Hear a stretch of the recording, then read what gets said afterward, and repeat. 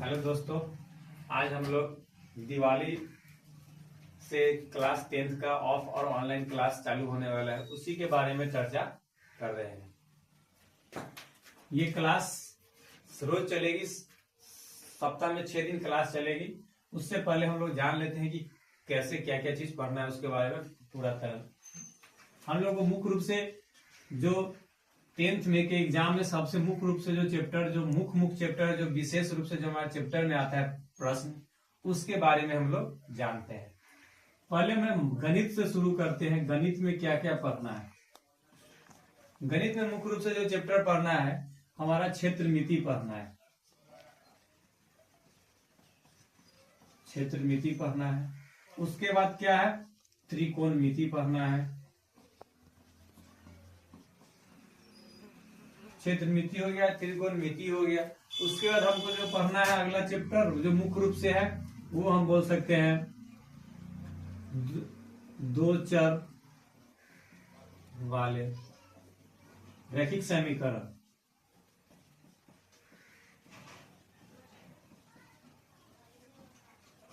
रैखिक समीकरण।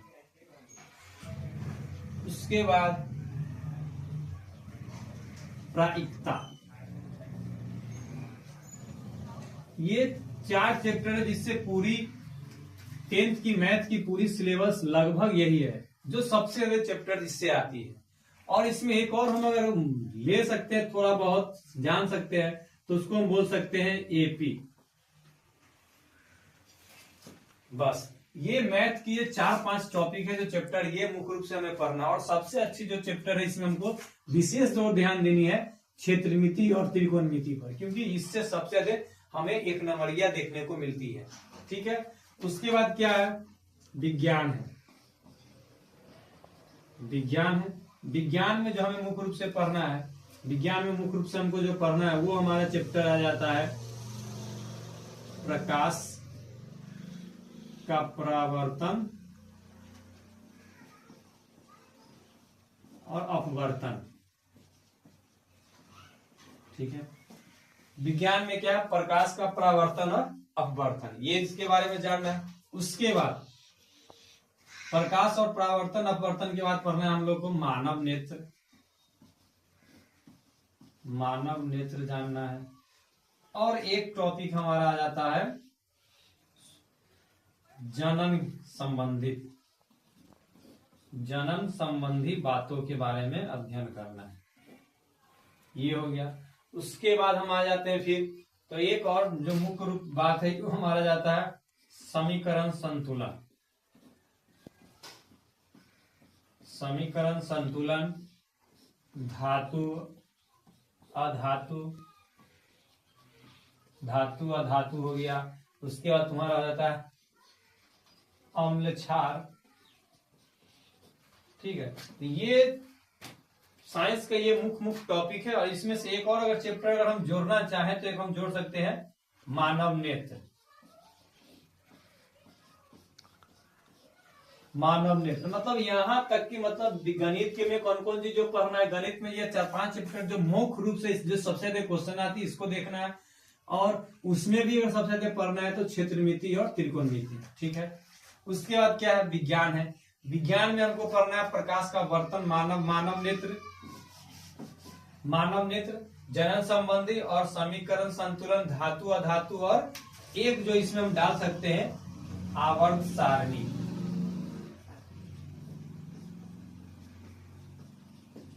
आवर्त सारणी से संबंधित बातें हैं, इसके बारे में जानना है। ठीक है। तो ये सारी जो टॉपिक है ये हमें मुख्य रूप से चर्चा करना है। ठीक है। उसके बाद हमें फिर जो जानकारी रखनी है ना, इसमें जो इंपॉर्टेंट है, सबसे इंपॉर्टेंट चैप्टर जो हमारा इसमें आता है भारत में राष्ट्रवाद। ये सबसे मोस्ट इंपॉर्टेंट चैप्टर है।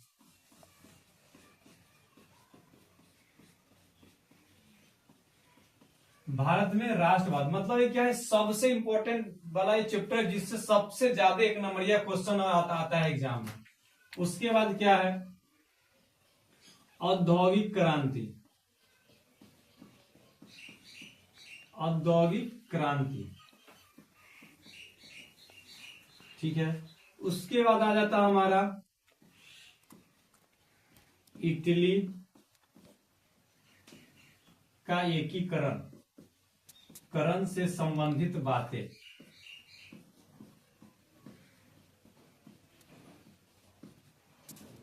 ये इतना चीज है जो मुख्य रूप से ये है हमको जानने के लिए। ये 3-4 चैप्टर जो है हमको बहुत अच्छा से पढ़ना है और समझना है। और हो चिन मिन, हो चिन मिन। उसके बाद आते हैं सामाजिक विज्ञान में। तो एक हमारा है बचत आय, बचत आय के बारे में जानना है। उसके बाद जानना है पूंजीवादी के बारे में,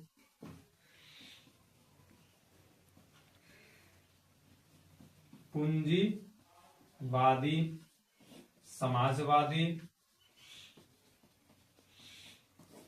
समाजवादी हो गया। उसके बाद हमारा हो गया मिश्रितवादी। मतलब ये सारी जो टॉपिक है ये सबसे बहुत इंपॉर्टेंट टॉपिक है। और इसमें समाज विज्ञान में तो ये हमारा हिस्ट्री और ज्योग्राफी का हो गया। उसके बाद क्या है इकोनॉमिक्स का। ज्योग्राफी में जो हम लोग को पढ़ना है उसमें हम लोग को ध्यान देना है परिवहन पर, परिवहन एवं संचार, परिवहन एवं संचार। उसके बाद क्या है बिहार में कृषि, बिहार में कृषि या बचत संसाधन, या बचत संसाधन, ठीक है। उसके बाद आता है इसमें बिहार में परिवहन एवं संचार, बिहार में कृषि एवं बचत संसाधन। उसके बाद आता है उत्पादन। उसके बाद आता है क्या उत्पादन। उसके बाद हमारा जाता है बहुउद्देशीय घाटी परियोजना, नदी घाटी, बहुउद्देशीय नदी घाटी परियोजना।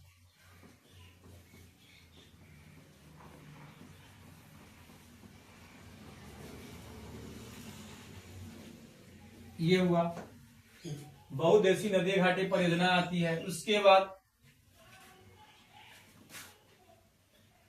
बाद आ जाता है मुख्य रूप से हमारा, तो ये आ जाता है हमारा सत्ता में साझेदारी,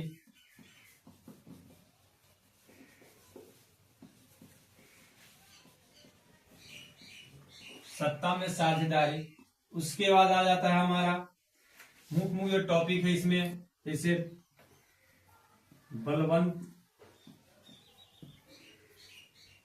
बलवंत राय मेहता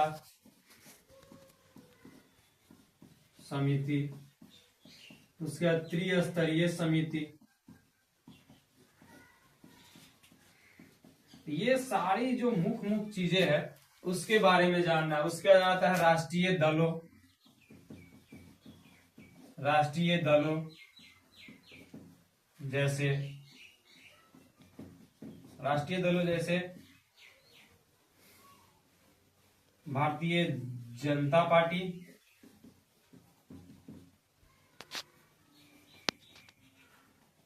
भारतीय जनता पार्टी, कांग्रेस, बहुत सारी ऐसी पार्टियां हैं जिसके बारे में हम लोग को पढ़ना है। ये क्या है, ये हमारा सामाजिक विज्ञान का पोर्शन है, ठीक है। तो ये हमें सामाजिक विज्ञान के बारे में जानना है, ठीक है। तो मुख्य रूप से हमने जान लिया मैथ में क्या पढ़ना है, विज्ञान में क्या पढ़ना है, सामाजिक विज्ञान में क्या पढ़ना है, ठीक है। अब ये तीनों मेन तीनों विषय में हमको क्या क्या पढ़ना है उसके बारे में हमें पता चल गई। इसके बाद भी हमें जो पढ़ना है वो है जिनका हिंदी है, हिंदी में जो हमको पढ़ना है उसके बारे में देखते हैं। अब हम चलते हैं हिंदी के बारे में। हिंदी में मुख्य रूप से क्या करना है, हिंदी में करना है जो हमें ठीक ठाक नंबर आ जाए। इस 2 महीने की क्लास जो अभी चालू होगी 22 अक्टूबर से, जो क्लास होगी दिवाली की एक दिन बाद से, मुख्य रूप से हमको टारगेट रखना है कि हमें कम से कम ठीक ठाक नंबर आ जाना चाहिए। ये सब उसी के बाद सिलेबस के अकॉर्डिंग दिखाया जा रहा है। अभी जो हमको ये जानना है हिंदी में हमको मुख्य रूप से पढ़ना है व्याकरण, क्या पढ़ना है? व्याकरण। व्याकरण पढ़ने के बाद इसमें हमें बस किताब का लेखक और उनके द्वारा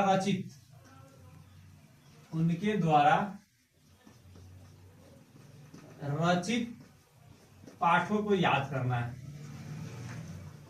पाठों को याद करना है। अगर इतना चीज अगर हिंदी में हम कर लेते हैं तो क्या होगा कि हमारा हिंदी का लगभग पोर्शन याद है, क्योंकि जो व्याकरण जो होता है, व्याकरण से 50 नंबर का आती है। व्याकरण पर अगर हमें अच्छी से पढ़ लेते हैं, व्याकरण हमें अच्छी से आ जाती है, तो हमारा 50 नंबर फिक्स है। ठीक है, उसके बाद क्या है, हिंदी का किताब से हमारा व्याकरण पता 50 हो गया, और किताब से क्या करना है कि लेखक और उनके द्वारा लिखे गए पाठों को क्या करना, याद कर लेना है। जैसे मछली के दांत है, हिंदी की पुस्तक है, तो उसके लेखक कौन है? तो विनोद कुमार शुक्ल। तो इस तरह से सारे चैप्टर को याद कर लेना है।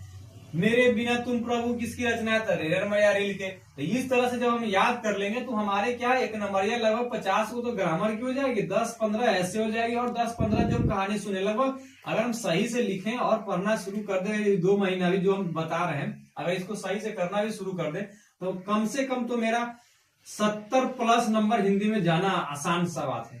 अगर इतना भी चीज अगर हम कर लेते हैं तब इसमें कोई भारी बात नहीं है। ठीक है, ये हमारी सिलेबस जो थी ये हो चुकी है। इसमें एक हमारी है संस्कृत बच गई, सिर्फ संस्कृत। इसका भी वही कहानी है। इसमें भी तुम्हारा क्या है, 50 नंबर तक के तुम्हारा एक ग्रामर रहेगा, और 50 नंबर में तुम्हारा किताब से रहेगा, और उनके रचयिता जो होगा उनके बारे में जानना है, और उसके बाद हमको इसमें जान लेना है थोड़ा बहुत 2-4 वो श्लोक के बारे में जानना है जो फेमस हो, हमको तुमको बताएंगे भी जब पढ़ाई चलेगी तो। लेकिन मुख्य रूप से हमको जानने के लिए क्या है, हिंदी और संस्कृत दोनों के लिए व्याकरण एक ही है जो 50 नंबर की आती है। दोनों पर हमें व्याकरण पर फोकस ध्यान देना। अगर व्याकरण हमें आ गई सही से तो हम आराम से पास कर सकते हैं, और अच्छे नंबर से पास कर सकते हैं। ठीक है, और ये क्लास अब कब से शुरू होगी? ये क्लास शुरू होगी 22/10/2025 से शुरू होगी ये। ठीक है, 22/10/2025 से शुरू होगी, और कितने बजे से शुरू होगी ये बता दिया जाएगा। उससे पहले कितने बजे से शुरू होगी वो बता दिया जाएगा कि 22 तारीख को कितने बजे से क्लास शुरू हो रही है। ठीक है, तो हमने आप लोगों को एक छोटा सा एक सिलेबस दे दिया। इस सिलेबस को अब देखना, उसके अकॉर्डिंग पढ़ाई करना, और ये भी बता दिया जाएगा कि कौन सा सब्जेक्ट पहले शुरू किया जाएगा। उसी के अकॉर्डिंग हमारा पढ़ाई शुरू होगी और आगे हम लोग बढ़ते चलेंगे। ठीक है, तो हम अब 22 तारीख को सभी लोग से भेंट करते हैं। उससे पहले आपको बता दिया जाएगा कि क्लास कितने बजे से शुरू होगी। ठीक है, तब तक के लिए अब चलते हैं, फिर उस दिन मिलते हैं।